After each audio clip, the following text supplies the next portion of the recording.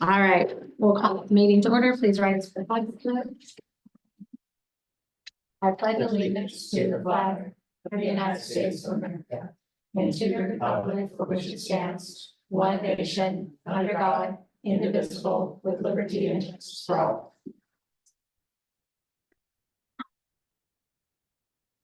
Approval of board meeting minutes for March 27th, 2024. I move for the approval of board meeting minutes for March 27th, 2024. I'll second. And a motion made and seconded. Is there any discussion? All in favor? Aye. Opposed? Motion carries. Approval of meeting agenda. I'll move for the approval of the meeting agenda. Second. And a motion made and seconded. Is there any discussion? All in favor? Aye. Opposed? Motion carries. Consent agenda. I'll move for the approval of the consent agenda. Second. Been a motion made and seconded. Is there any discussion?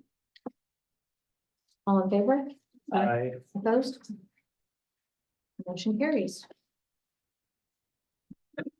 Okay, we'll start with discussion items of policy 6022 minimum fund balance.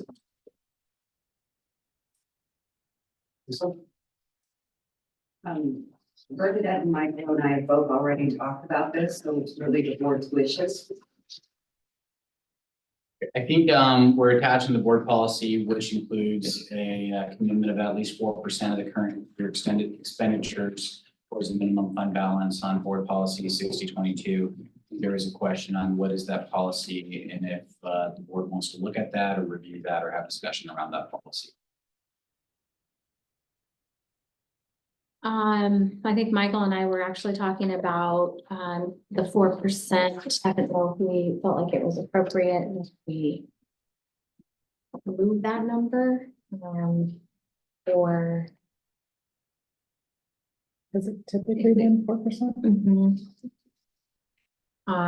Other districts might do things differently, but obviously we don't share their same budget. But this is below what the auditor advised, correct? I think it 4% is, yeah.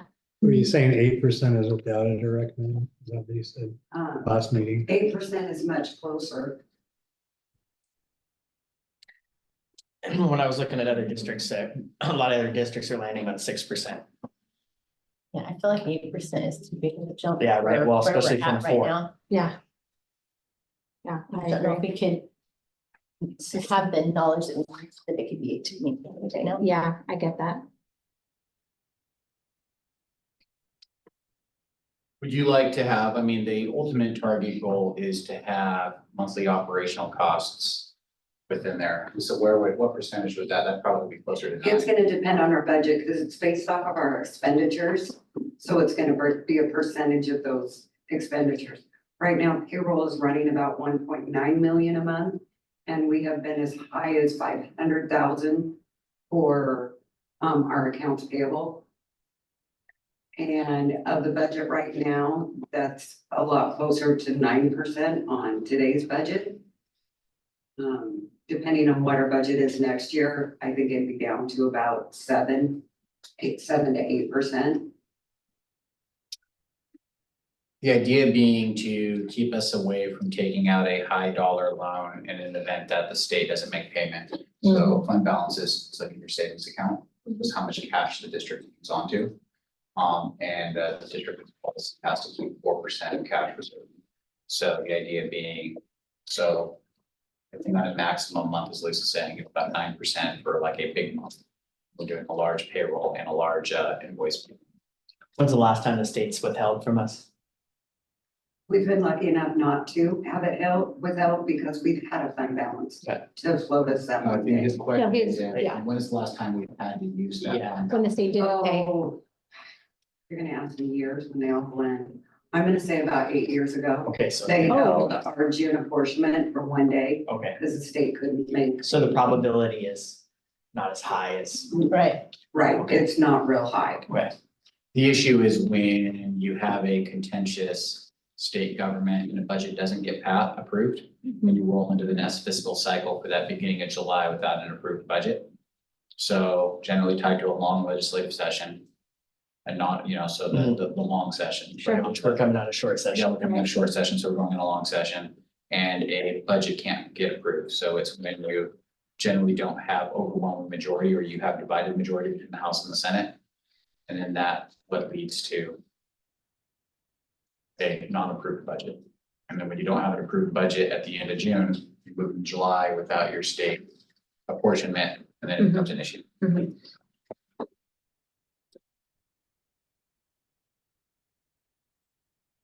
I think I would like to see like 6%, just because I know that,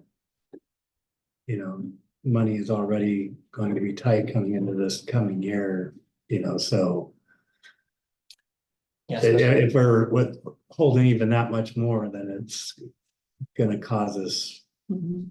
even more difficulty, meeting the needs of our students.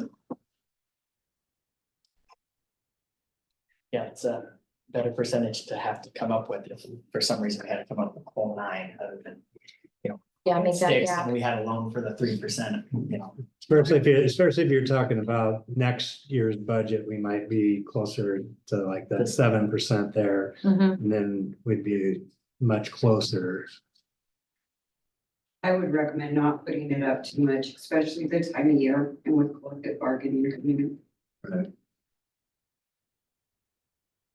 So would the board like me to bring this back to approve at a future meeting? Yeah. Yes. yeah.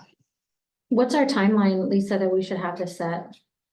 It would be nice to have before I do budget, so I can set that aside. Like, My budget is due to the state by July 10th.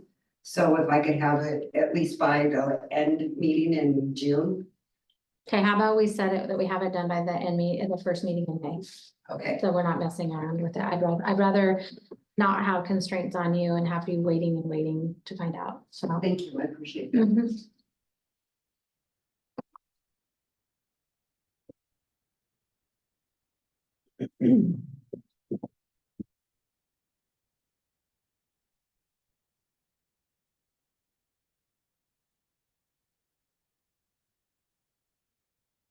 Okay, well, we have the sorry, yeah, the 5,000 policies with no changes. Susie? So many. This is the policy, have any changes through the law, so. Ready to have established.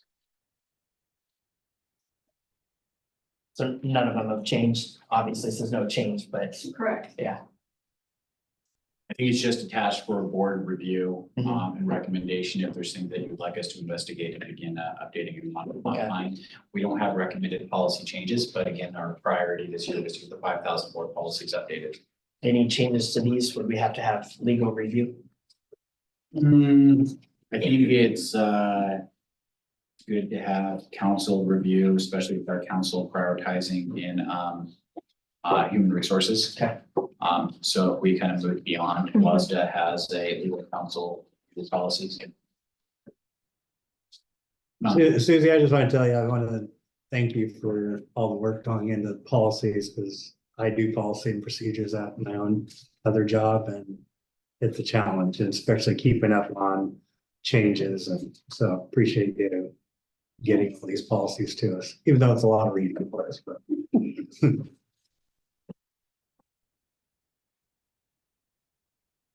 All right, student representative application process. We just targeted this for review, for the upcoming year, and we're kind of looking for recommendation and review on the student board with application from practice. Policy review. I think the conversation is just kind of working through the ability for. Oh, thank you. So I do have, It is just on your, okay, yeah. I do have a question. Yes. Um, On what one? What do you want me to bring? on the up? student rep. Mhm. I don't remember where it was at. It says that.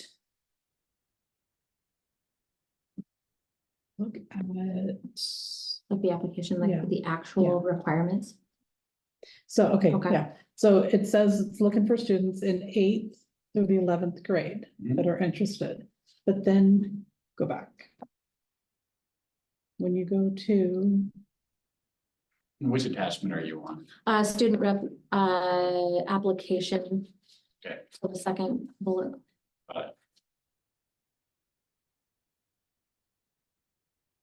There's a recommendation form. go to adopted procedure. Is it there? The adopted procedure says the qualification student must be a junior or senior at the time of selection. So like, yeah, but we would want to catch that, modify that.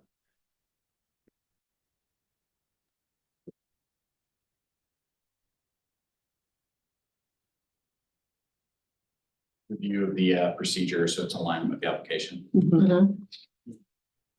Yeah, well, procedure 1250.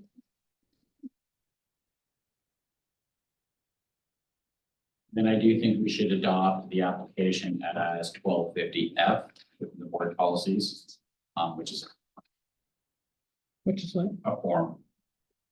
So we have numbers, and we have a number with a P, which is a procedure, and a number with an F, which You is. said the student application? Yes, Okay, so that's 1250F.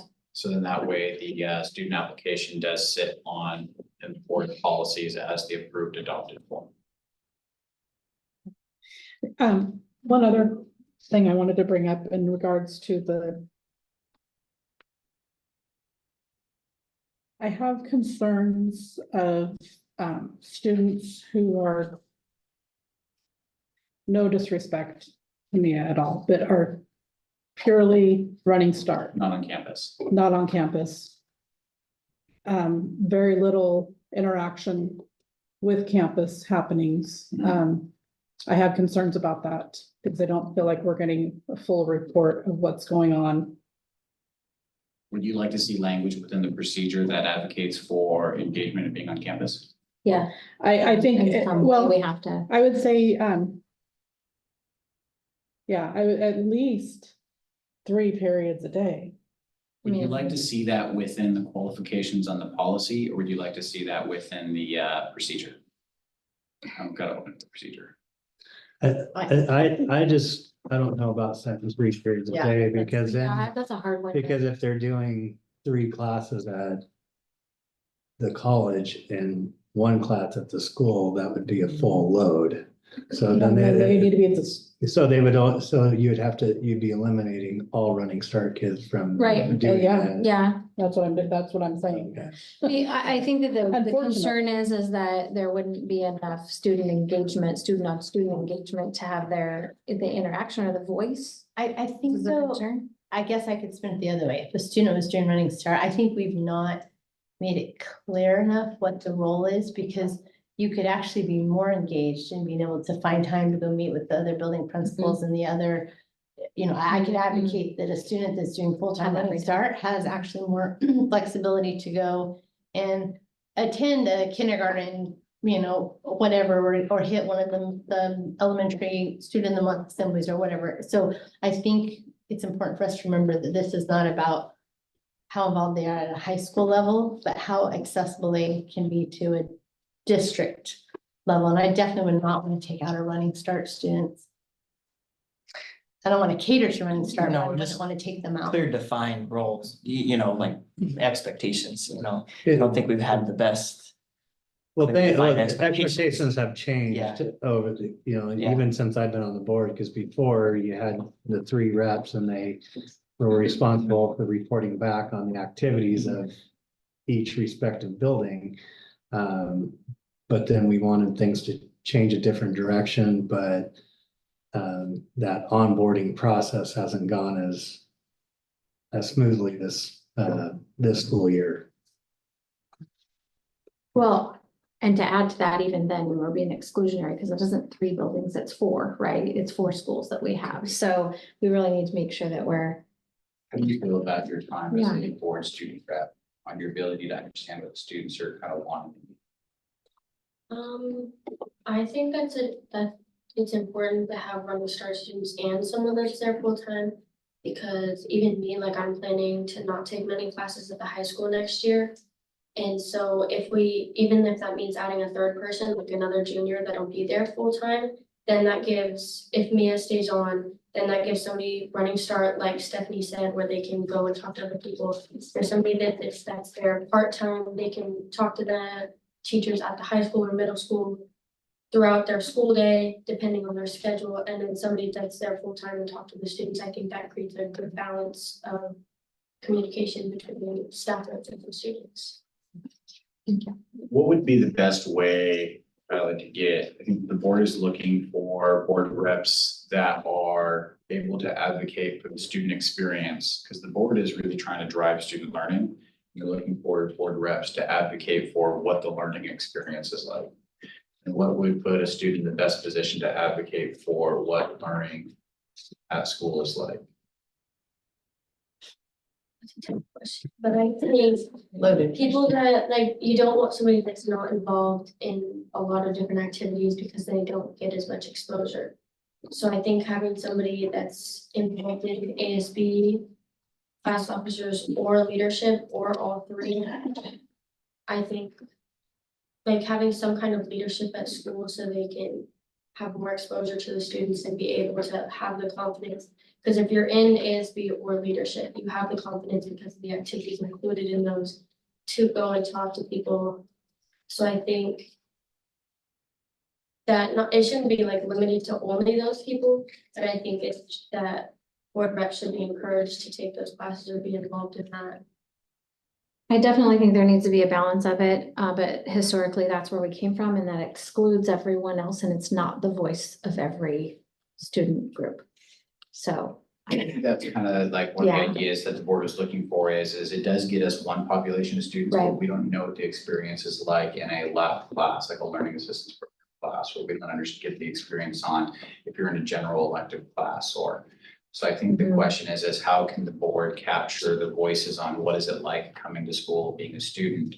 How are we capturing all the population of students? That doesn't necessarily mean it needs to be a student who's in the classes, but how are we getting those points of views? Yeah. Because our priority is that student learning is happening.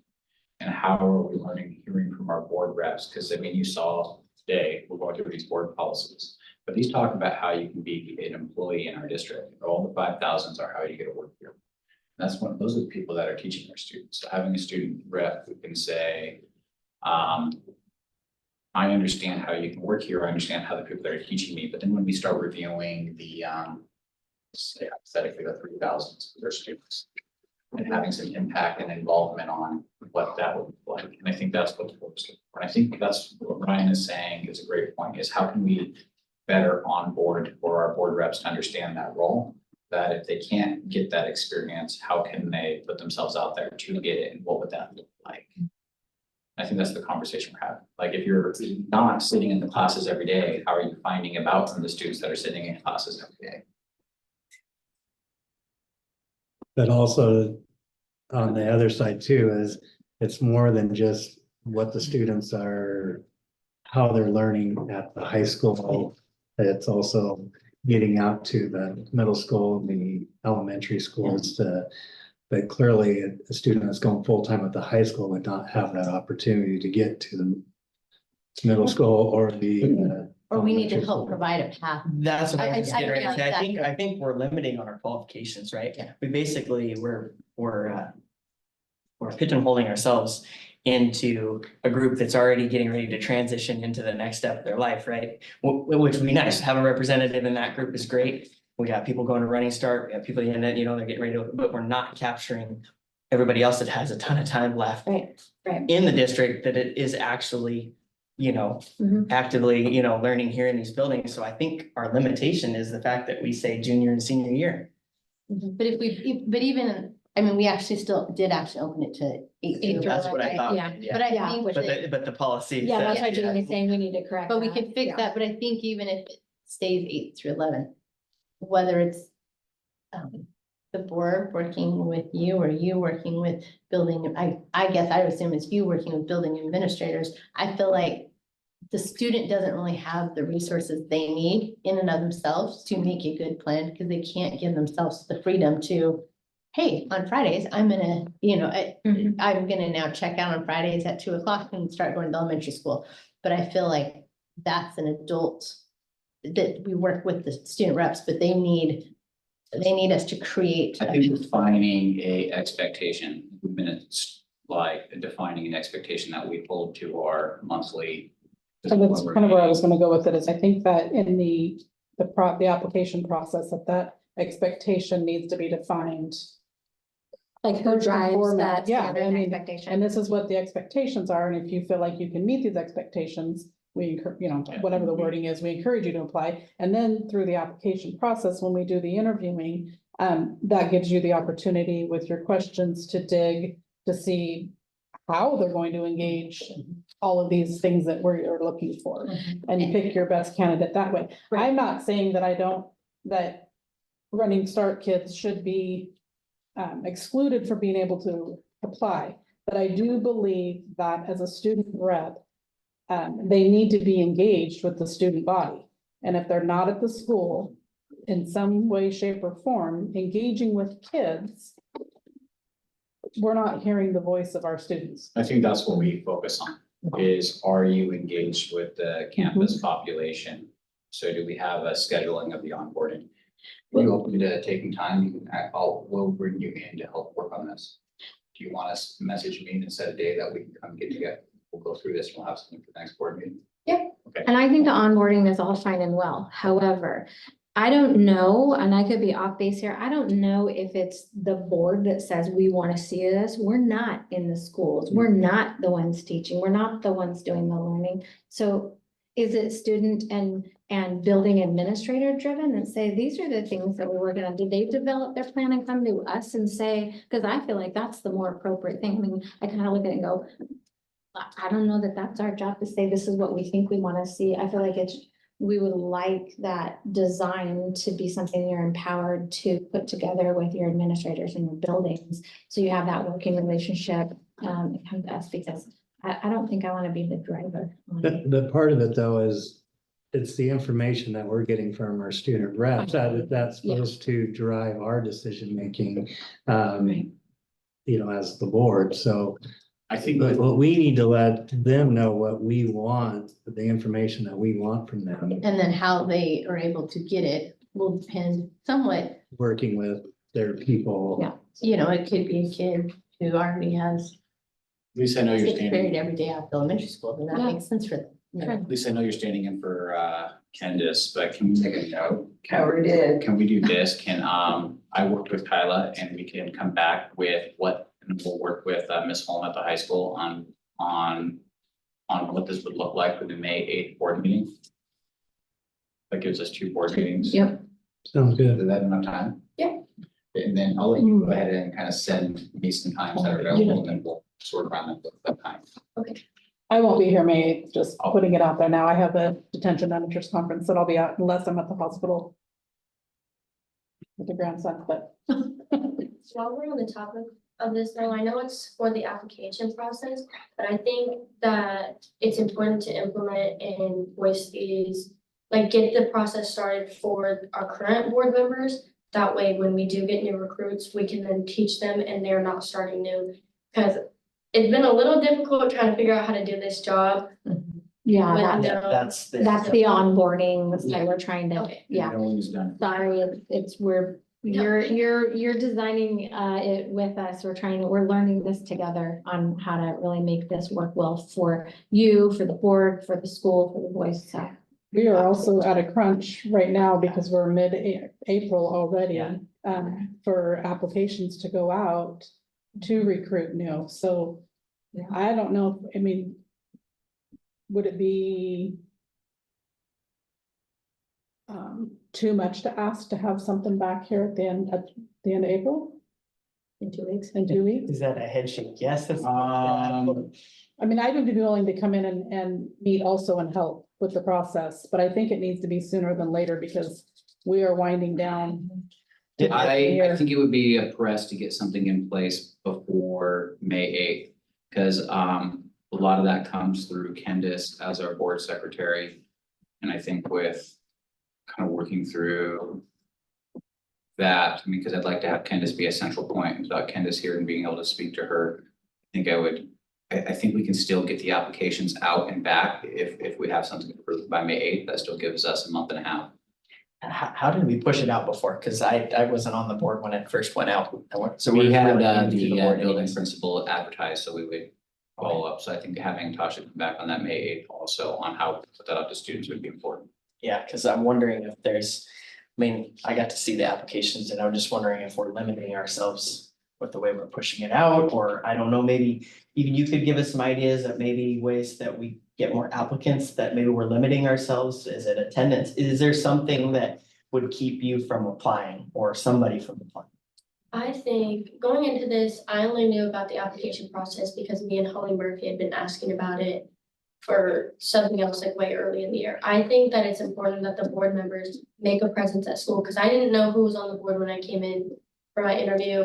I think that it's important you guys come in, you explain, I don't know, any questions, you kind of just do like an introduction to what the board is, what a student rep is, and what you're expecting, not exactly like a full like presentation, but introduce yourselves, make yourself known, make it known that that's something that students can apply for work. I had something else too, but I can't remember. We can, Yeah, we should have done, it would have been nice to do that, like when we're, well, we still can go back, you know, like we had the board meeting in the library type deal. I don't know if that's the appropriate time to do that, or if we send two people and do kind of like a, I don't know, meet and greet type thing, I don't know, something. I I do mean, think, we've been trying to get out there, we're Maybe doing the like- learning walks, I don't know if you've seen us Yeah. out on Fridays, Yeah. but monthly, we're trying to get down the. Yeah, but and I maybe don't know like how. going at lunch, Yeah. like, because even in our learning walk, Yeah. it's not like you're gonna interrupt the Yeah. class. They go, Right. hey, you wanna talk about the That's what I'm board? saying, like, Yeah. how do we get the most, other than an assembly, how do we get the most use of the student? Well, I think it takes a conversation with Tasha and feedback from Tasha on how she did. Say it. We'll stay on standby. So, say it. Well, I do think that you guys have an opportunity to use legal time with the high school. We Okay. do it where we can easily pull out each grade, for like the last 15 minutes or even for the whole thing, if you think you want to have a presentation to introduce yourselves, to provide what does the school board do, what is she may want to be a part of that, and what is the school board rep, and you're recruiting your rep, but you're also informing your student body who you are and what you're, you know, just the whole governance and everything of what you do. Thank you. Idea, I think that worked really well in meetings. would it be also wise of us to start the application process sooner in the year? Like, I know this one was April, we did last year. Like, start it in March, putting Probably. the information out there. It would be, but I still wouldn't want to rush and make a mistake on what we're trying to get done in this one. But I think so. Guys, at that meeting that we were talking about before the May 8th, would it be possible to get the principals or some kind of staff member from each school there so that they're aware of it? Yeah, that's Tasha. Remember, that's Ms. Holmes. Can we get one from the Yes. middle school and elementary She's school? principal of both middle school. Oh, yeah. So we can talk to Mr. Scroggins. I think Mr. Scroggins can be there. That is, okay. Yeah, elementary. Oh, okay. Mr. Keating, we can do that, right? I used to meet with the reps. Yeah. On a monthly basis, and I would also email, I did a newsletter every week, and I would email my newsletter to them, so if they couldn't make it down, they always have the information. When were you principal of the high school, Mark? No, he did that. A long That was time before ago. we had student reps. But I guess that's what I was thinking. I feel like we just have not But I think maybe the accessed the channels expectation, again. the expectation of the board could be that you meet with the building principals and figure out a way to get that information, or to meet with them on a regular basis. Even I a don't little think bit, I think you set the expectation that they meet, and then it'll be up to the principals and the reps. to Figure out a find- plan. That's what I was. could you go just even a little bit further and with meeting with the building principals, but also with maybe the Some of the building ASB, leadership, the some of ASB? Kids, you bet. Yeah. You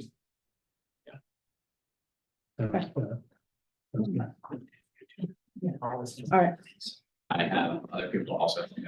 You have to go with that leadership. Okay, have anything else to add to that before I move on? I just wanted to thank Kyla for being open to Yes. the Yeah. discussion. Thank you. It's not always easy having tough discussions sometimes, but You did great. it's for the best interest of Thank everybody. you. Okay, we have an update on our data. Oh, Eric has disabled my participant sharing. That is your share. What sharing?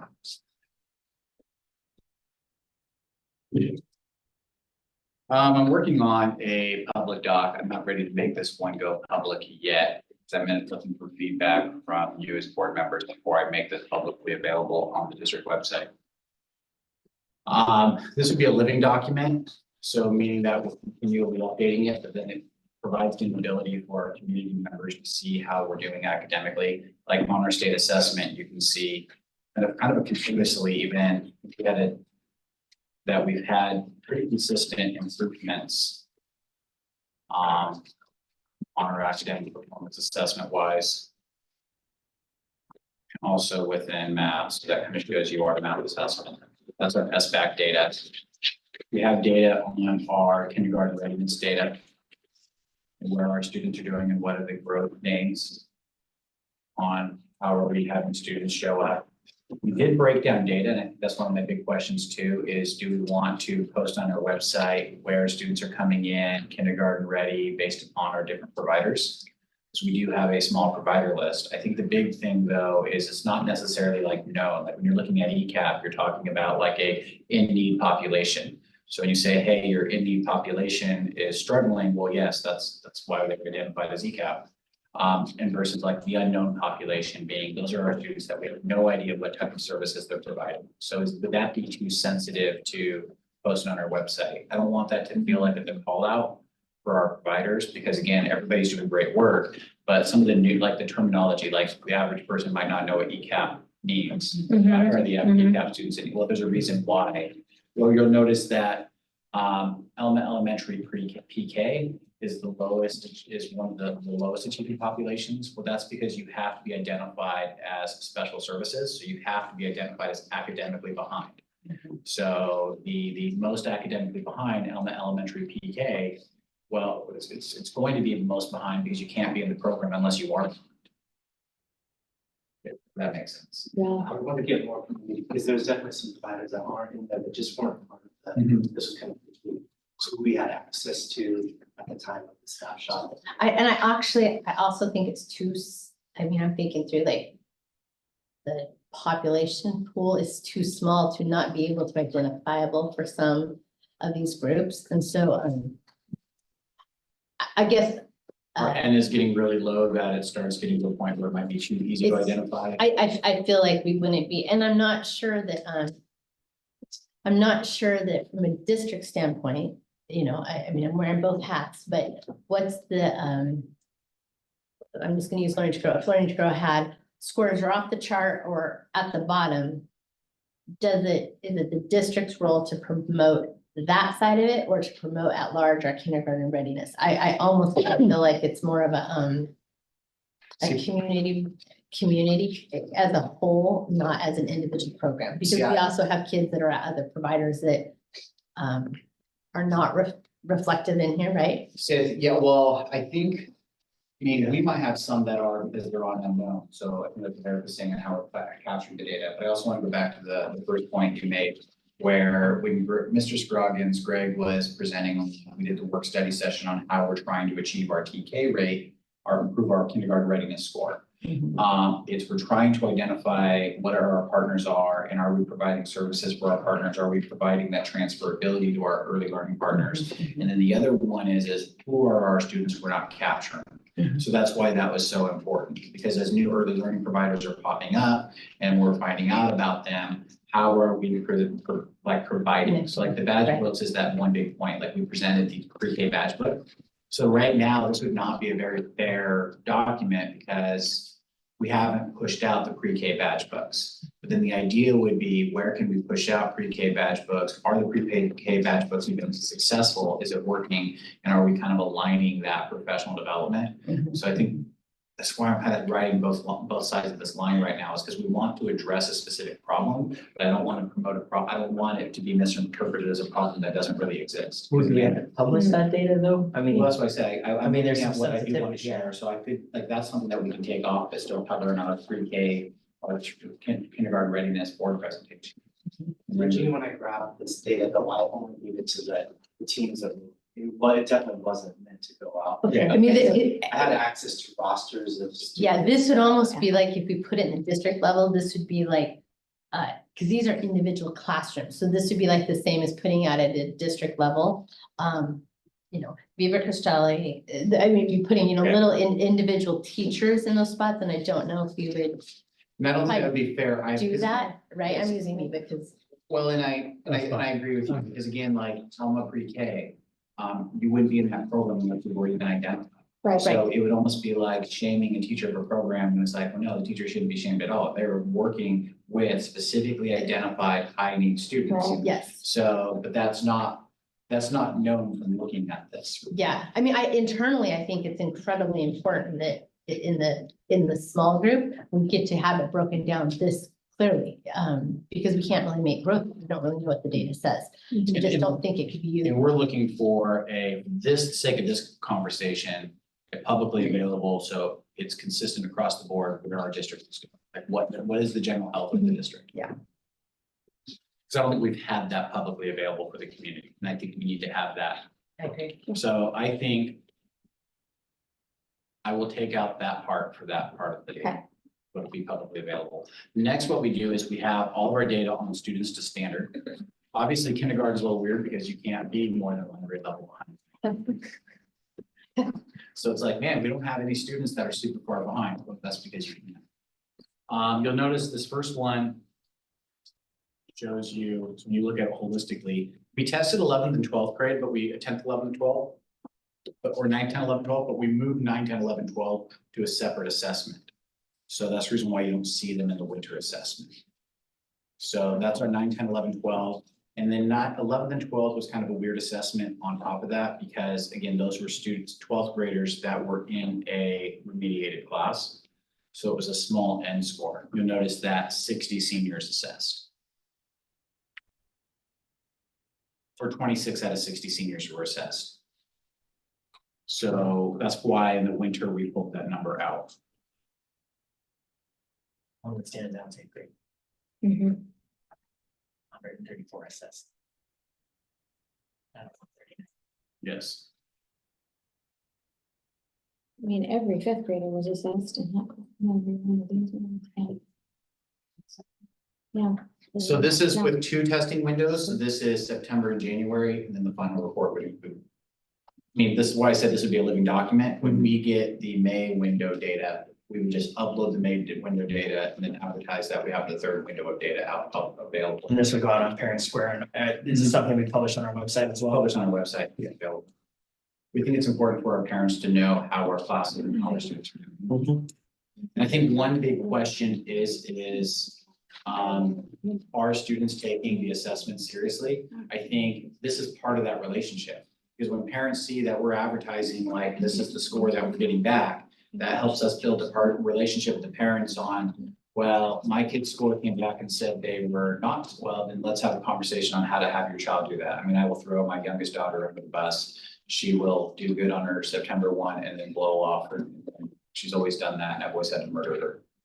Well, I mean, murder, I guess is fine, but my youngest daughter is a culprit of this. No one will like it.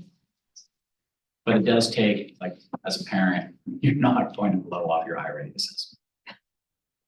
The data won't, it is still some, the ones are testing in the first week of June for higher ed. Okay, So it won't be done in May. so into June. Thank you for double checking the windows. And then here's our math assessment scores. You'll notice that we've had a large, and again, you saw that a lot of our work, we've been targeting that fall off point, but you can see 5th grade to 6th grade. Are we working to integrate this into counting, you know, like the I-ready assessment is counting towards part of a classroom? assignment type thing, so it's Yeah. to give it that way that it actually has some merit to it, right? There's two ways to do this. You can actually now pull out an iReady assessment on an individual student. I did it on my own daughter. She got to be the guinea pig. And I can actually, it'll map out every Common Core standard she has mastered within that. So as teachers are moving into our mastery-based gradebook, which is standard by standard, you can take the iReady assessment score and align that standard by standard for every student. It'll actually do that. Versus the other thing we did is we recommend, and I think we should, because your grade in your class should represent your ability. So I do think it's reasonable to have a iReady grade within the gradebook. I was just curious on the merit of, you were talking about whether or not they're essentially sandbagging on taking the test or not, if it had teeth to it. I think you should, because we promise parents, I mean, I think we owe our families what a letter grade means. And if a student is not to standard and they have an A in a class, we didn't really prove that they learned the material. We proved that they did great on the compliance aspects. We're here to ensure that you can read. We're here, like an algebra class is meant to mean that you've learned algebra. Right? That's the point of an algebra class. So if a student is getting a B, but they haven't learned algebra, then I feel that letter, that there's something wrong with our letter grades. I mean, my dream dashboard is a scatter plot with correlation coefficient that maps out and compares the assessment value with the letter grade. So then that way we can bring that condensed down to a 1.0 correlation, as close to a 1.0 as possible, and really tighten that scatter plot. But right now, I don't know if I'm comfortable with what do the letter grades mean in regards to what the student knows. And it's not to say, when I say I don't know, it's not like a rhetorical, I don't know. I mean, I don't think we know yet. That's why we've adopted a mastery-based learning initiative, as grades mean what you know. And can we condense that scatter plot, and do we have correlations? Are we a positive correlation that we know what this value is, what we can attest to is the knowledge of that student? Not to dive too deep, but have you put it on a scatter plot to see how? We need to see it. I was just curious. I don't think I've moved it over. It doesn't pop up.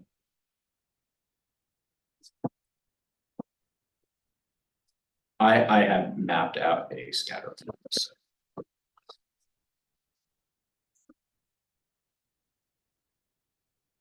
I don't know if I have it on this computer because I have a new computer. Show me there. I have because you can run them in Microsoft Excel and running correlations to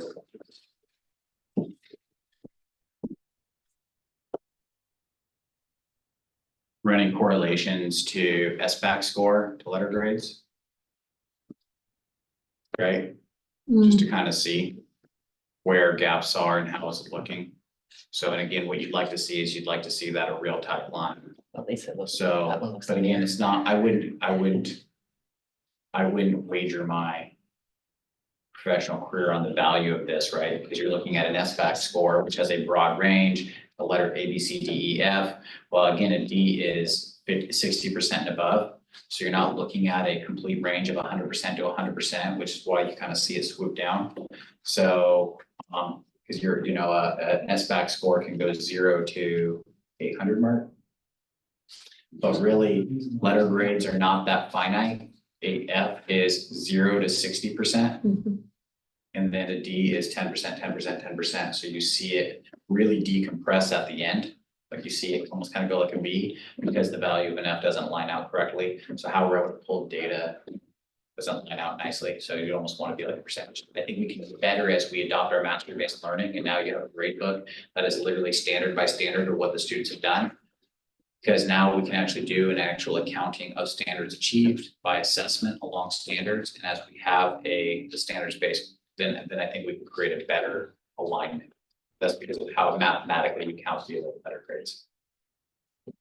Sorry. No one asked that question. I was like. You knew it. So I can show it to you, but I wouldn't hang any value on that because of the percentage values. I just don't think it's a great statistical representation. Mark, you were a science teacher, would you agree with that? Yeah. I figured it'd be all over the place. It's kind of why I wanted to see, but In mastery-based learning, you want more than one piece of evidence, so one piece of evidence, one point in time should not necessarily dictate. Okay, next, this is still, Mark and Christie have been working on it. This will be augmented. You have the, Mark, the College Board data. This is not representative of the College Board data that they have recently acquired. This is literally just our ERDC data. So this is the Educational Research Data Center data that's on the OSPI or the Washington website that shows what Elma students are doing within our own data collection. Christy, you're going to talk about this later in the work study session, but do we have the data yet, Mark?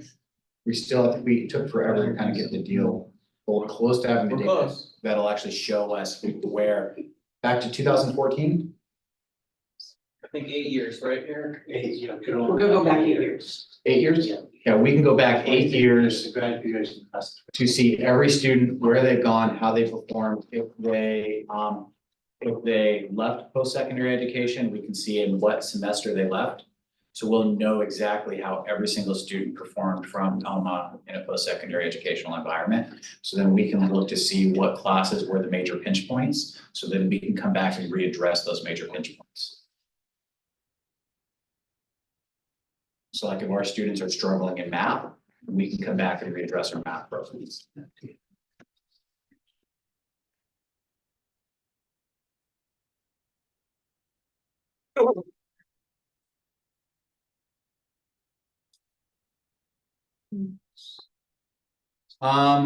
Social emotional UDL, next May 8th, Jamie, you're not there.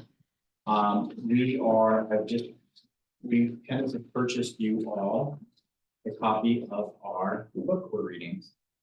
I was gonna say for my superintendent report. So we're all gonna be reading this book together. This is the book our admins and we're reading and a copy of all the board members. We're looking at shifting, because that's the area we're not moving the needle. We met on that as an admin team today. I want to bring it up to the board. We're not moving the needle on that students feeling a sense of belonging. And our conversation and the conversation that's going to be going on between this year and the board retreat is really getting serious about how our students are feeling like they have a place to belong on our campus. I feel that as I was explaining to our admin team, it's not changing our strategic plan. This is still our strategic plan, but we do need to get serious about this step 4, because that's the area that we have had little movement. And how can we're having great movement on our academic achievements. I think I showed you again, we outperformed the state average. I mean, we're having great performance academically, but we're not moving the needle on our students feeling like they have a place to belong on our campus. And that's what our book study session is going to be about. That's going to be the work of our admin. That's the priority of that's the strategic plan, our priority that we want to look at going into next year. And that'll be the discussion point. That'll be the discussion item at the May 8th board meeting when we do that work study session. looks like some light reading. I don't feel like it was that bad of a read. She's got a lot of quotes in there and I did skim over the quotes.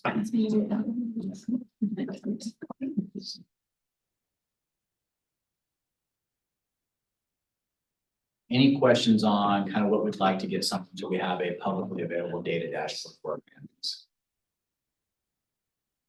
I think this is a good I think it's a forward-facing look to first start Okay. with transparency. Obviously, as we get more data, it's gonna reinforce it. Like Mark was saying, we only have so many sample sets so far, so it's really tough to.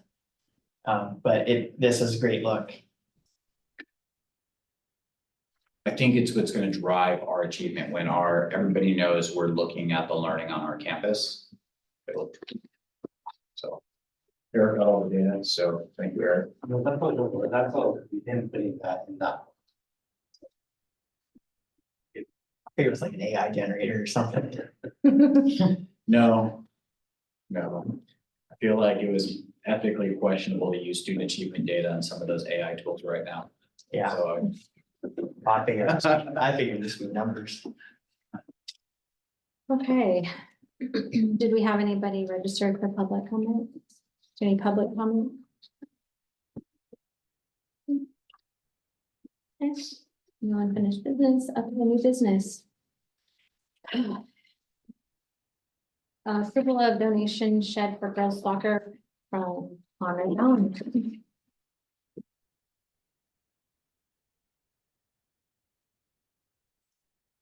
Does anybody have any information? Ron told me, Here's the he shed. came down to soccer practice tonight and said that, the shed that you see, is being donated. It's gonna replace the little shed that they have out there right now that actually can get broken into, so. That was my next question is what are we gonna do with, or what's happening with the other one? The other Just shed, to I think Replace it? Yeah, so it's not the Connex box, so the boys have the white big Connex box, so boys middle school, so that's the boys section, and then the girls is just that like Costco, what, I don't know, 5x10 or whatever, Mhm. plastic one, so I think that's gonna get taken down, and they're gonna put the building right next to the wall there, the blue wall, so it'll be behind it, which will actually move the porta potties out to the side, which will be beneficial too, because there's been some complaints about them being behind the board, so that when everybody goes out to play soccer, you can't actually see when the kids Yeah, go over to the restroom. yeah, So, that's a good idea. Is this an 8x12?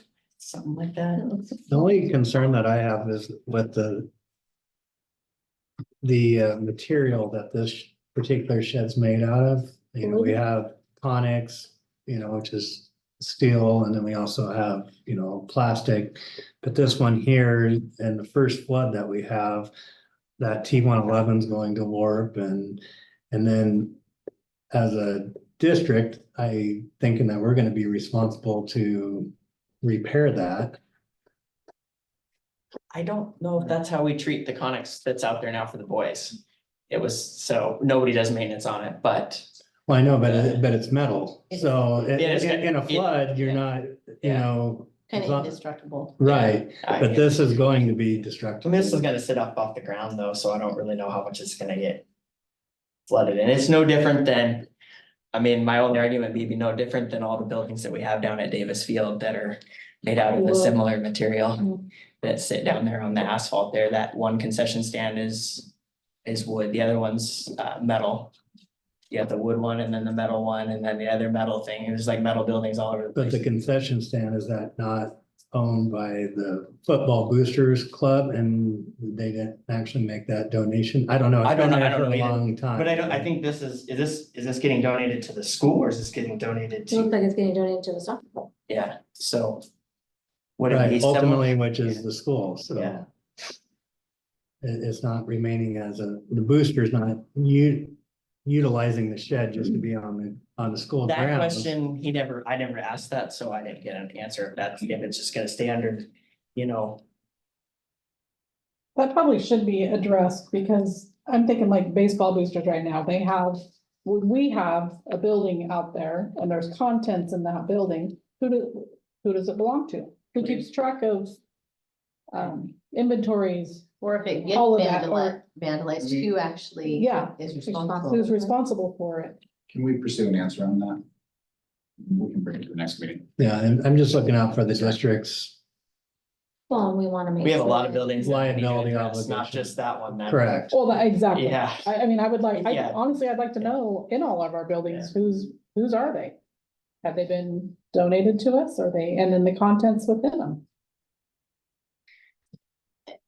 I mean, yeah, I mean, that goes to the safety of them too, because Mhm. some of them, you Was know, that I mean, listed in our- it does facilities get to take a look at, I don't know, I don't know any of the. No, I questions don't to think that. they were looking at their main facilities. They were not looking at our storage. At 11, okay. Yeah, they looked at our Usable, maybe usable. educational buildings. Okay. Thank you. Yeah, I mean, I'm not opposed to donations to our No, I district. think this because is it's been- appropriate, why the board approves all donations. Is to figure out, are we accepting a new liability or not? Regardless, something needs to happen, though, they really don't have a space to put anything in, so. Right, And everybody else does, so we've got that going on too, so. Somewhere along the line, we gotta figure out. I think just getting a way to track that information, this is what we've been doing, we've been building systems, I think, as we're framing out like a donation and what the board would look for in a donation, I think it gives us the soccer season, we have a little bit of time until girls soccer season begins. So it gives us a chance to frame out the process and what you as a board are looking for in your first donations. and, you know, people making a donation, we entered into some dialogue with them about, you know, a Conex might be more secure and hold up better over time to some of the issues we have, weather-related issues down there. In that area, particular area, that the donation might get more bang for your buck if you want a different material for your storage facility. Yeah, if it's an area that'll be a foot underwater. I think the district needs to just do a better job of being able to identify who's responsible for the structure, who's responsible for the structure, is the district responsible for the structure. On top of that, we get donations all the time, like, so like some of the soccer goals out there were donated by a soccer youth organization, but nobody knows when that handshake took place because there's no record. But those are So- donated to the actual program. Well, I actually, from everything that I've been told, it was just, we're gonna use the facility, we're gonna put the goals there, this is, we're doing good for the program. They weren't donated to the school, they're just out there to use. So So, somebody could come pick them up tomorrow. correct. So same with the sprinkler system that at one time too. So there's a lot of these little things. So having a documented way to know how that's gonna work would be nice. Lisa is actually in love with creating new systems, so. I'm not trying to, it's just like. Actually, No, You guys are talking about one building need and there's to like figure it out. several things out there. This- No, I actually don't mean that facetiously. No, I mean, no. we've No, been working. I like the idea. No, I understand. Figure out who has what. And this plays right into Jeff's role of knowing what belongs to us and on our Yeah. facilities and on our fields and what we need to, yeah. I mean, just accessing these buildings, I know of parents that are going on to school grounds and accessing some of these buildings on weekends and whatever, and we need to know the liabilities there. I mean, this is all part of the building systems and getting better. Okay, so do we want to make a motion that we move this to the next board meeting after we find Yeah, out? we'll collect some information. Okay, do we need a motion? I don't think so. Okay, You thank need a you. motion to move the table. That's what I was gonna say. Okay, We'll table that's what that. I'm saying. I'll make a motion that we table to the next board meeting, the approval of donation of shed for girls soccer from Connor Valentine. I'll second that. Then a motion made second. Is there any further discussion?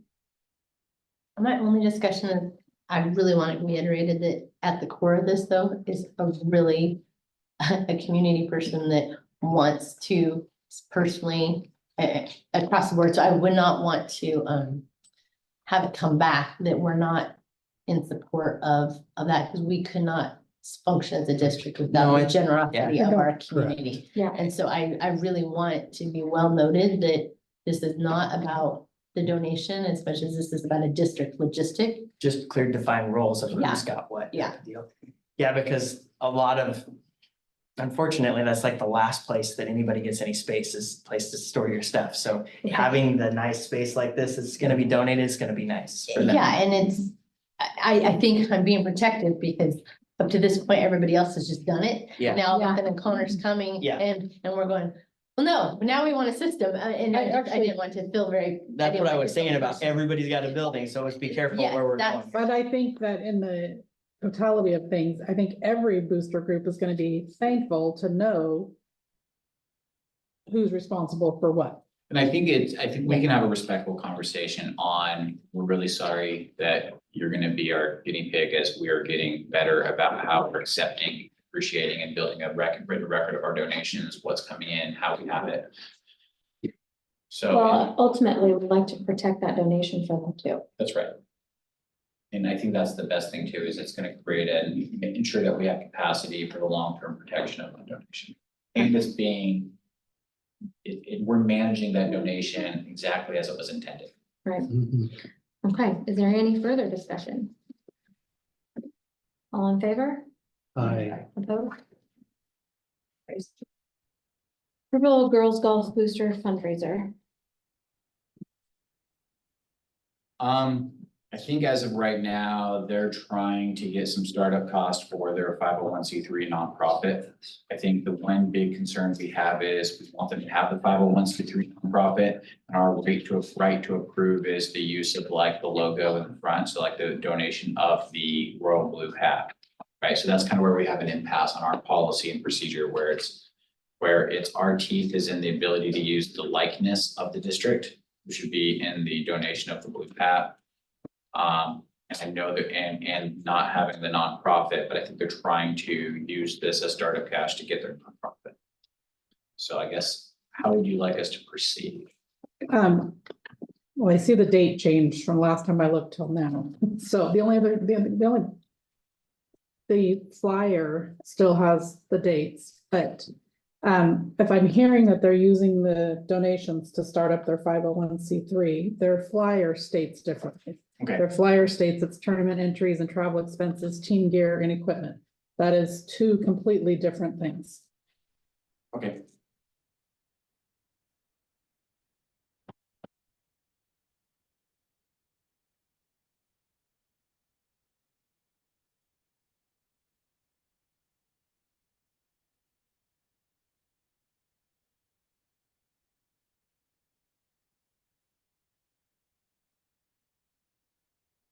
And what were you saying about the hats, Chris? Cause So that's our, Logo like this. the logo and likeness. So when a fundraiser is coming up, the areas that we have teeth are the use of our public image and the use of our facilities.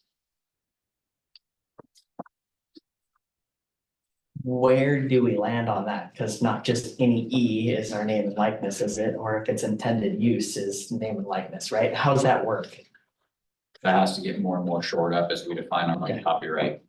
cause that's what I'm looking at these hats and that could have been Ellen's work running on that. So, you know, I mean, it's an E, it says E golf. It doesn't say on the high school. It Right, doesn't like say. Eatonville. or It's not a anybody. crimson E, so it wouldn't be Ellensburg. So, you know, but Eatonville, same colors, they've got an E. I mean, so that's, I guess where I'm going is not, there, we don't own the rights to E.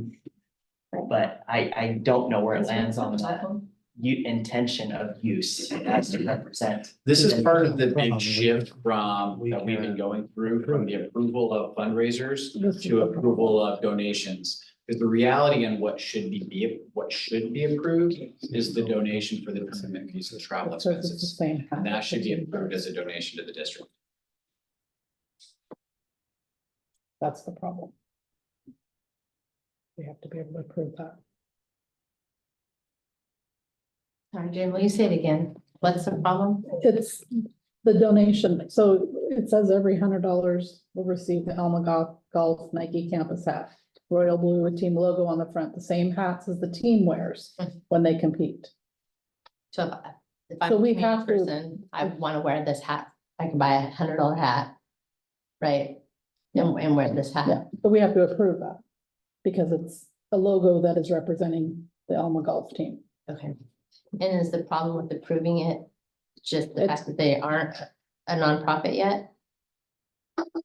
Yeah, I don't think they have their They don't have that yet. credentials yet. And Which- Jamie was pointing out that their use of the donation on their fundraiser is not the same as what they're saying their use on their flyers.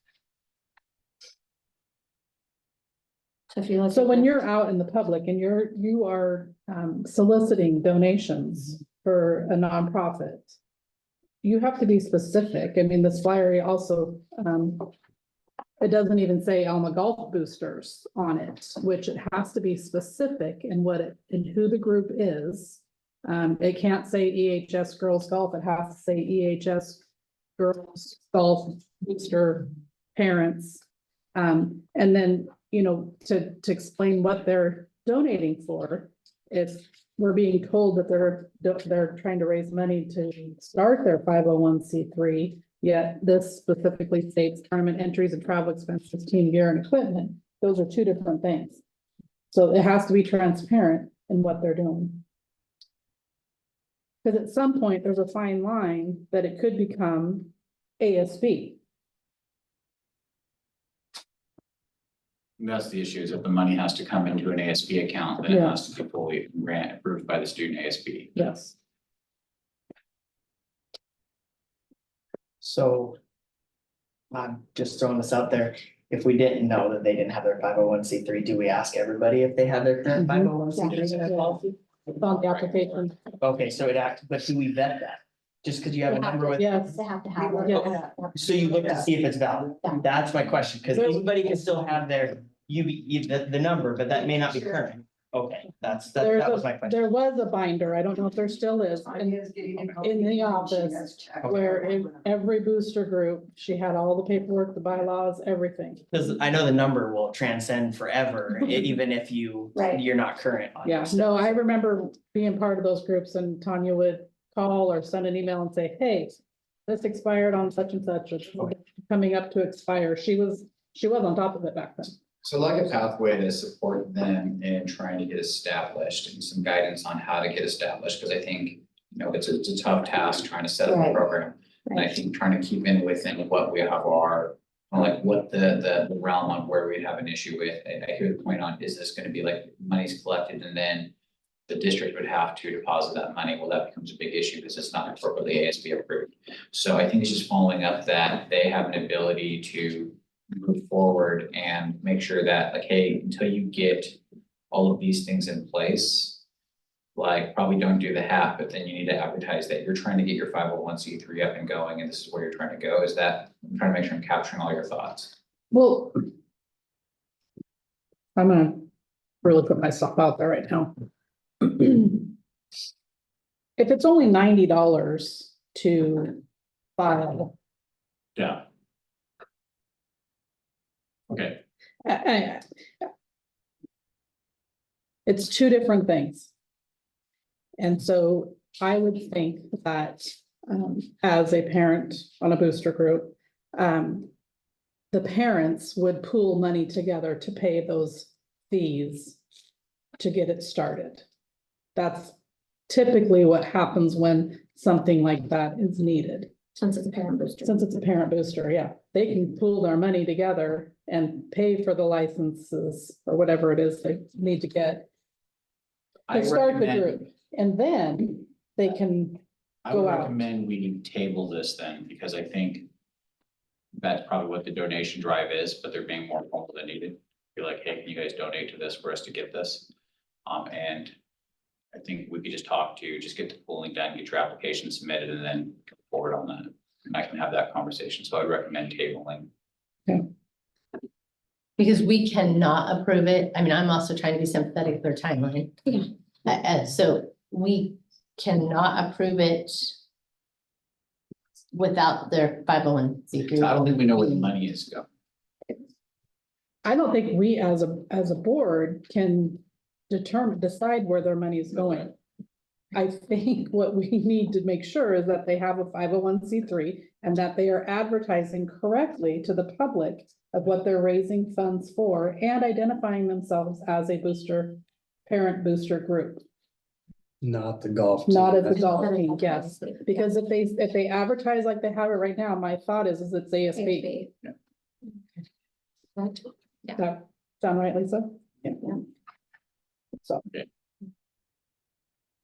I get a motion to table.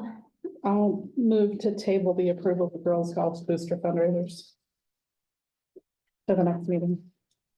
I'll second. Got a motion made and seconded. Is there any discussion? All in favor? Aye. Opposed? Motion carries. Approval of the 24-25 school calendar.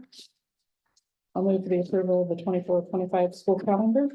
I'll second that. It's been a motion made and seconded. Is there any discussion? Good calendar. It's a great calendar. Well, I'm just glad that we got it sooner this year so that surrounding districts Yeah. can also piggyback ours. Yep. If they choose to. And we send to them tomorrow. Perfect. Thank you. Is there any further discussion? All in favor? I, Opposed? Motion carries. Approval of addendum to personal service contract with Barb Snyder. We are using some of our ESSER funds for the mass production of badge books. But we are also running out of time to get our said badge books produced. So Barb helped with the first kindergarten one. We're just looking to extend the contract on having Barb help finish, get the badge books mass produced so we can get them back in time before the end of June. Because if we don't get them back by the end of June, we can't use our federal ESSER money to pay for it. I'll move approval of addendum to personal service contract with Barb Snyder. Second. And a motion made and seconded. Is there any discussion? All in favor? Aye. Opposed? Motion carries. I'm gonna have Katie, or I'm gonna have Susie stand in for me real quick before she goes through these procedures. Discussion of approval of policy 3520, student fees, fines, and charges, first reading.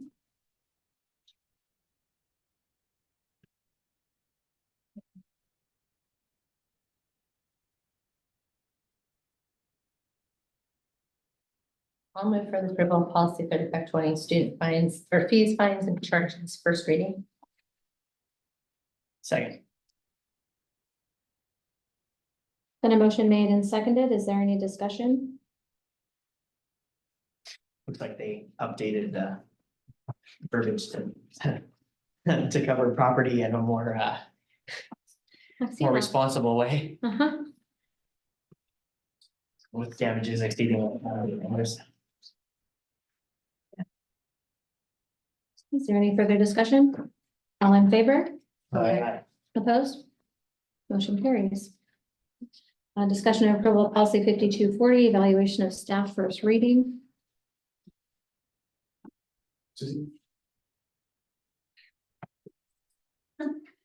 This is basically an entire revamp of the. Yeah. Yeah, it's It's Significantly simplified evaluation of steps. And the other thing I just want to note that it appears it's an update from Senate House Bill 1346, so this is not a Elma School District feeling like we need to revamp it. We're coming into alignment with the House Bill currents.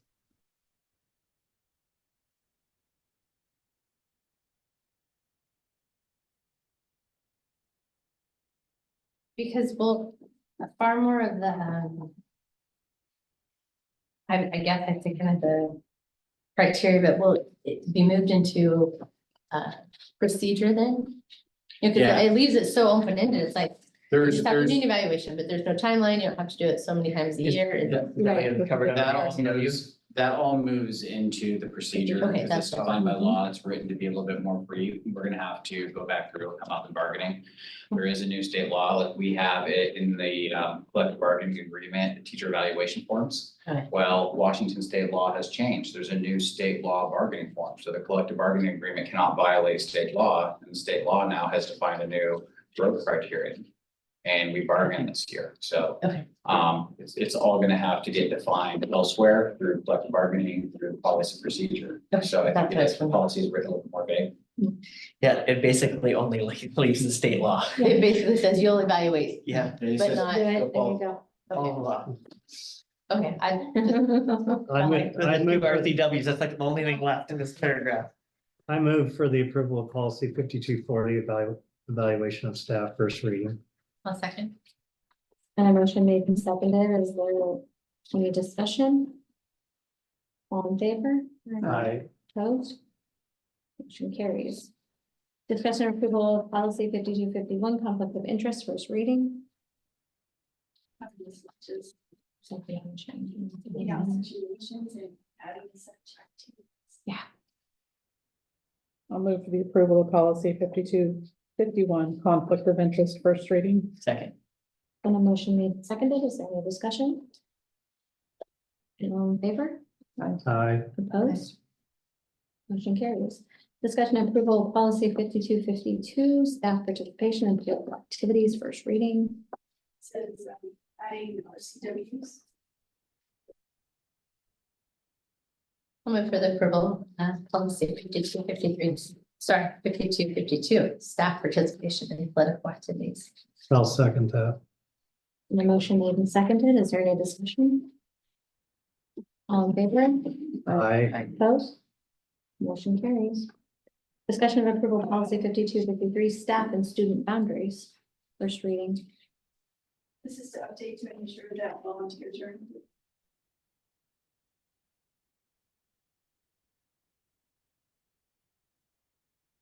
5253. Move to approve policy 5253, staff and student boundaries. One second. And a motion made and seconded. Is there any discussion? All in favor? Aye. Opposed? Motion carries. Discussion and approval to adopt policy 5254 staff expression. Policy that we don't have, basically how staff member to express their opinions inside and outside the workplace. Also includes social media.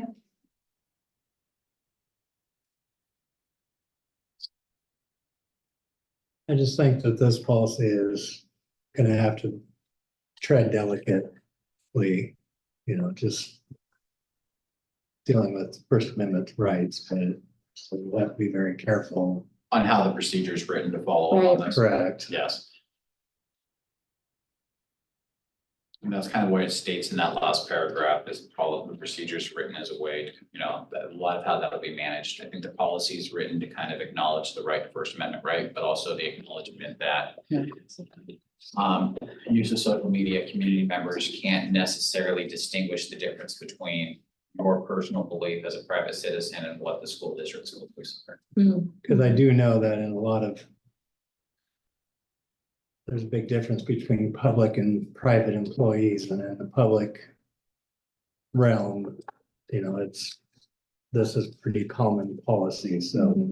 It's also not uncommon to have something that to the tune of statements or my personal beliefs noted within a social media platform. Be like, my opinion does not represent that of the Elma School District. Right.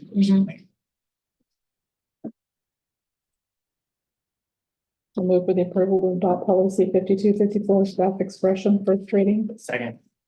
It's been a motion made and seconded. Is there any discussion?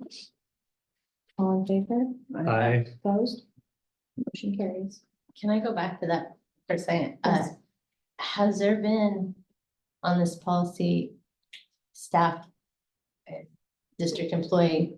But that would have to come up through the procedure, because the policy is really just be aware of these things. This is new. So Brand there's, new. We don't so even have. this has not been vetted outside of this right here. Nope. This is just the WASDA procedure policy right now, and we felt fine bringing the policy because the policy says that the specific steps would be outlined in the procedure. And the policy reads as though we acknowledge that staff members have a First Amendment right, and we recognize that community members struggle to delineate between what is personal opinion and what is district opinion. And the specific provisions should be outlined in the procedure.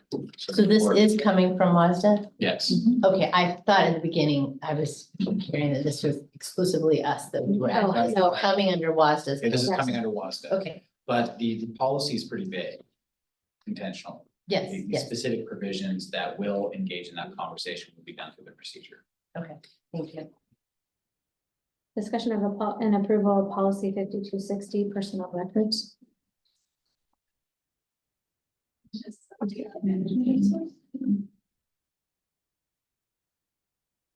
I'll move for the approval of policy 5260 personnel records. I'll second that. It's been a motion made and seconded. Is there any discussion? All in favor? I, Opposed? Motion carries. Discussion and approval of policy 5271 reporting improper government action, first reading. This is adding cost records to the enforcement. Otherwise, challenges. Oh.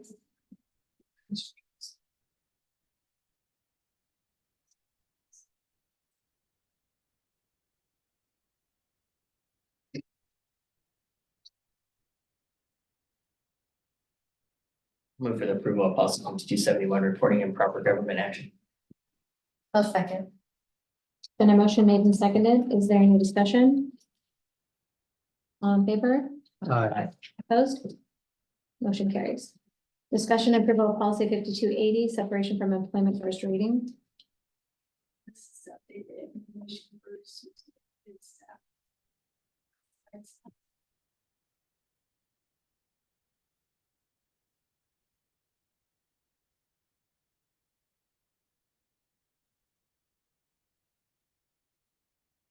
I'll move for the approval of policy 5280 separation from employment, first reading.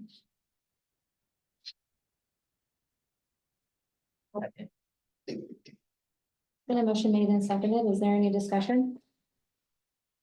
All in favor? Aye. Opposed? Motion carries.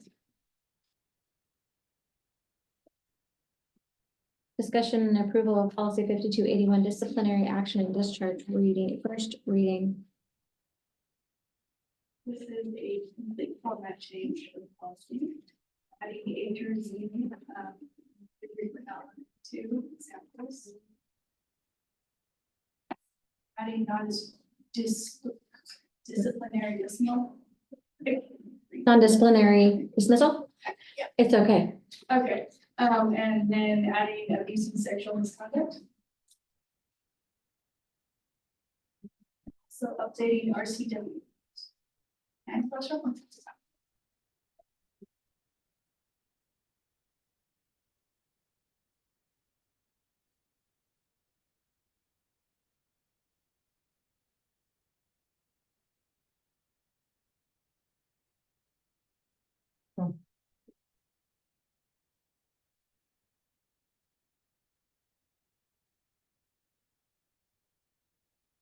I'll move the approval of policy 5281 disciplinary action and discharge, first reading.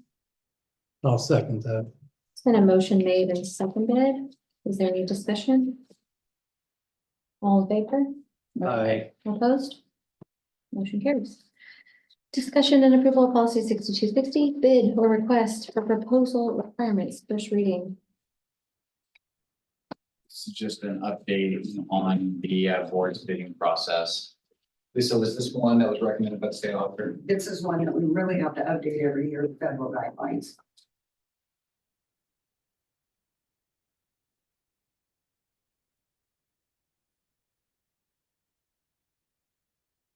I'll move for the approval of 6220 bid or refusal request for proposal.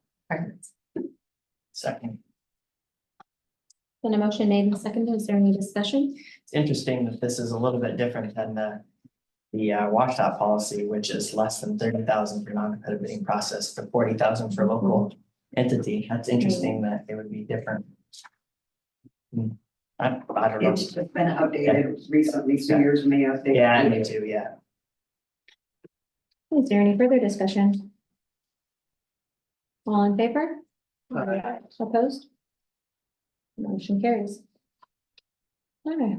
And I just have a quick comment or question actually for Susie. So a lot of these policies had review date on the very bottom of them. I think it was 2003 for a lot of them. So will that date change when we approve our second reading of the policy? That- That way we can reference it, make sure that we're looking it up, that we have actually done Gotcha, okay. The date that your Yes. second reading and Yes. approved. it. 21 years ago.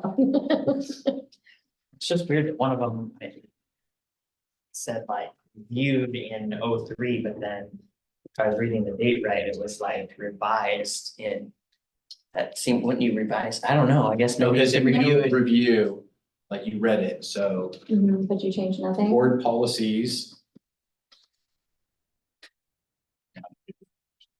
Board policies 5021, 5202, 5203, 5222, 5270, 55, 115, 5641 that you have reviewed without change. Okay, Mhm. okay, No, okay, I we're got you. not changing what else. Okay, now I follow you, because I was like, that's really weird that one is one date. Yeah, that makes sense. So those are the policies that you reviewed without change. Got it. So that will have an April 2024 review. You. Yeah. Okay. Okay, superintendent report. The big thing I want to talk about, the whole reason why I brought it, but I broke into it early, is at the next May meeting, we're going to be shifting a lot of our work to executive functioning skills, which is how can students set a goal, prioritize a goal. We think that's a major contributing work to our social emotional learning work, and how that can move in. So we wanted to talk about how in order to all the, hopefully it's here before, by the next board meeting, so before the May meeting, you all had a chance to read your 550 pages. I didn't know we we're going back to school. Are you buying me free time? But I think that's what we want to really set the stage on. Yeah. Because as we're going through the data dashboard, we're seeing that this is an area that we don't feel comfortable that we're making adequate progress on. And we feel that with that adequate progress, it's been 3 years, it's time to readdress the work we're doing. To come back with a better way to have a better impact. And that's where I just wanted to set the stage for what that conversation will be at the May work study session.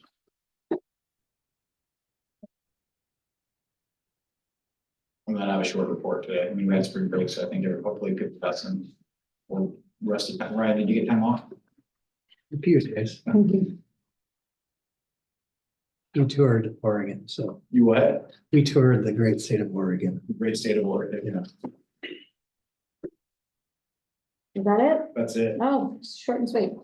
Board rep report, Kyla. It's been a while, but since, I think I haven't been back since November, because that's when drill practices started at the same time. We had, for drill, we had a lot of competitions. The Festival of Lights, those all went well. The drama production went on, I know that a lot of sports ended, I don't really know much about that. I'm still working on my open campus report. There's been a lot of schoolwork lately. Recently, we had a TOLO and that seemed to do really well, a lot of students attended, I heard a lot of good things. Then right before spring break, there was the progress report. A lot of students were worried about that, just stuff I overheard throughout the calls. And then we were on spring break and everybody's tired, that's what I hear. Right there with them. All right, Can I say something real quick? Go. Just because Chris, you made mention about the social and emotional part of things. And you made comment that there's still a lot of kids that don't feel like they belong. I would agree with you on that, but I also wanted to point out that it was impressive to see that the fall drill is now 44 strong. That is huge. They haven't had teams like that since a long time ago. All of our numbers. And so all we're- of our numbers are high. And so with that, that tells me that maybe the numbers aren't showing up in your Eric, what came up? stuff, but Eric brought that up today.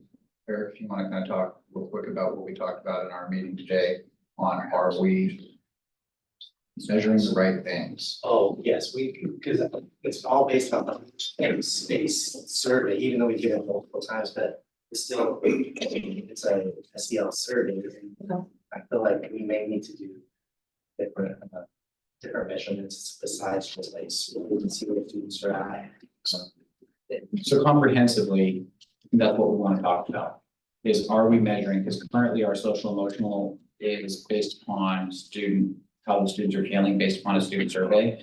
I think Mr. Clark commented, I think we were sitting like 85 kids in track. I mean, like it's 88. 88. Large numbers A like lot. that anticipating. So our student participation rates have skyrocketed. So I think when we move into this work, right, and we want to prioritize a sense of belonging, are we measuring the right things? Is a student survey the right way to do that? Or should we be looking at what is our student engagement data? So I think we need to kind of readdress from the ground up what we're measuring, which is why I didn't include that in the data dashboard. What is the most important things and how do we actually do that as we get ready to shift and retool that work? Well, then I just think that even with the survey, we gotta get the word out to the students that we do care that they take the survey serious and that they're truly reflecting how they're feeling, you know, because sometimes they, you know, they may just not be, whether it's taking an iReady test or a survey, especially at the higher grade levels, the secondary level, you know, there's many kids that don't take that serious, thinking it doesn't matter, but we truly are looking at that and we truly want to know real numbers, not just. So I think that's what we're looking for, is a comprehensive, we need to retool this entire across the board. because our participation across the board has been up. And we think if we can arguably say our students should feel more more. I was gonna say with that, yes, but at the same time, I don't wanna lose sight that there's still gonna be kids that are within those feeling like they're participating in a part of something, but are still gonna have those feelings. I don't think we're even close to being out of the woods yet with, And that's why we want to make that the Yeah. work study session. Yeah. The direction of it and have some reading to go with it. So we're looking at having some homework ready. Actually, I don't need the homework. We don't need it done for the next board meeting but for the next board retreat. So it'd be like how we would like to gear our time in the board retreat, how to retool this and what we look at. So we're also not in the May meeting, not looking at having this solved, but how can we direct time in the board retreat to put our energy and how do we direct our energy to begin addressing these issues? so maybe you and I can talk before then, since I won't be at the meeting. That's right. And maybe just kind of bring some of my thoughts, yeah, I think so. Okay. Good.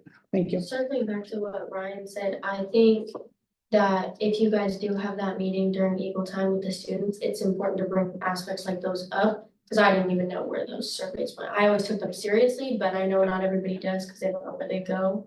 So if you bring that up and like put a face to where that data is going, that'll improve the honest answers. On Great those point, thank you. Thank you.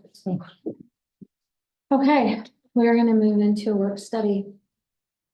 So the work study sessions, we don't put on Zoom because we sit around the table. It is open to the public, so it's always been really good to hang out through our work. Peter, go, You're welcome to yay. hang out through our work study sessions. I'm sorry. You're welcome to stay in our work study sessions. I won't do that. I trust you guys to do all the work study. Good seeing you. Chatty tonight.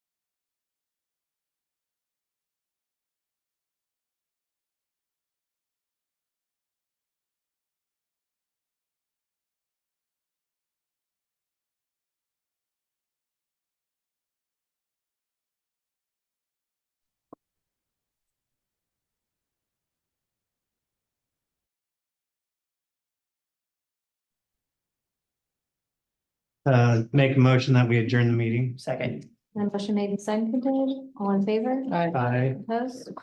Motion carries. Adjourned.